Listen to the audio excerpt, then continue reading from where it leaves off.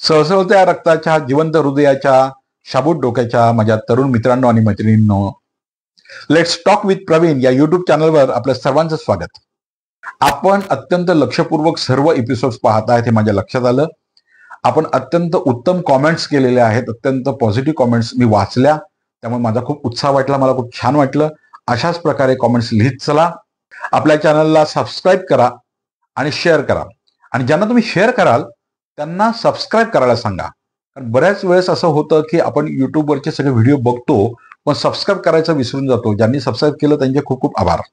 आपण आतापर्यंत ज्या प्रकारचे व्हिडिओज तयार केलेले आहेत त्यामध्ये आपण sanguine personality, melancholic personality, phlegmatic personality, choleric personality ह्या 4 प्रकारच्या पर्सनॅलिटीचं वर्गीकरण आपण केलेलं आहे. तर आपल्याला काय करायचं आहे आता की आपण नेमकं कुठल्या पर्सनॅलिटीमध्ये बसतो. तर आपल्याला ह्या 4ही व्हिडिओंना परत एकदा व्यवस्थित पाहायचं आहे. वही पेन घ्यायचं आहे आणि वही पेन घेऊन सगळे व्हिडिओ पाहिल्यानंतर कॉलरिक पर्सनॅलिटीमध्ये कुठल्या कुठल्या प्रकारचे वर्गीकरण आहेत, मेलनकॉलिकमध्ये कुठल्या प्रकारचे वर्गीकरण आहेत, सॅंग्विनमध्ये कुठल्या प्रकारचे वर्गीकरण आहेत, फ्लॅग्मॅटिक पर्सनॅलिटीमध्ये कुठल्या प्रकारचे वर्गीकरण आहेत, ते सगळे लिहून घ्यायचे. आणि त्याला आपण आपल्या व्यक्तिमत्वामध्ये, आपल्या वर्तणुकीमध्ये कुठल्या प्रकारचे ट्रेट्स आहेत ते बघायचं आणि ते बघून त्याला टिक करायचं. ज्या कॉलममध्ये सगळ्यात जास्त टिक मार्क होतील ते आपलं स्वतःचं व्यक्तिमत्व. म्हणजे काय होईल की आपल्याला सॅंग्विन पर्सनॅलिटीकडे जाण्यासाठी आपल्याला एक सुंदर असा मार्ग तयार होईल आणि तो मार्ग तयार झाला की आपल्याला त्याच्याकडे वाटचाल करता येऊ शकेल. स्पष्ट उद्दिष्ट आपल्याला क्लिअर होईल. आणि एक्स्ट्रोवर्ट जे व्यक्तिमत्व असतं तर ते एक्स्ट्रोवर्ट जे व्यक्तिमत्व आहे तर ते एक्स्ट्रोवर्ट व्यक्तिमत्व काय करतं की बाह्य भावनांना आकर्षित होतं. म्हणजे ज्या ठिकाणी जास्तीत जास्त लोक असतात त्या ठिकाणी ते जाण्याचा प्रयत्न करतात. जिथे जास्त लोक असतील त्या ठिकाणी काम करण्याचा प्रयत्न करतं.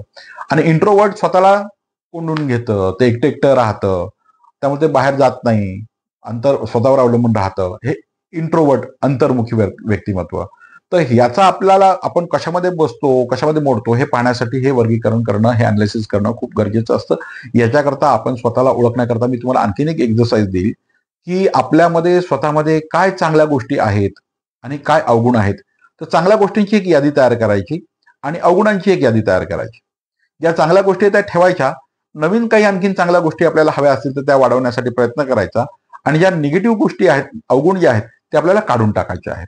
त्यामुळे ते अवगुण काढून टाकल्यानंतर आपल्या पर्सनॅलिटीमधल्या निगेटिव्ह गोष्टी निघून जायला तुम्हाला मदत होईल आणि तुमचं सकारात्मक एक पॉझिटिव्ह व्यक्तिमत्व तयार व्हायला, सॅंग्विनकडे जाण्यासाठी, वाटचाल करण्यासाठी तुम्हाला अत्यंत सुकर असा रस्ता तयार होऊ शकेल. तुम्हाला सॅंग्विनकडे जाण्यासाठी शुभेच्छा. न्यूरोसिसला म्हणजे मानसिक आजारांना मेलनकॉलिक व्यक्तिमत्व जास्त बळी पडतं आणि त्यानंतर कॉलरिक पर्सनॅलिटीचं व्यक्तिमत्व बळी पडतं.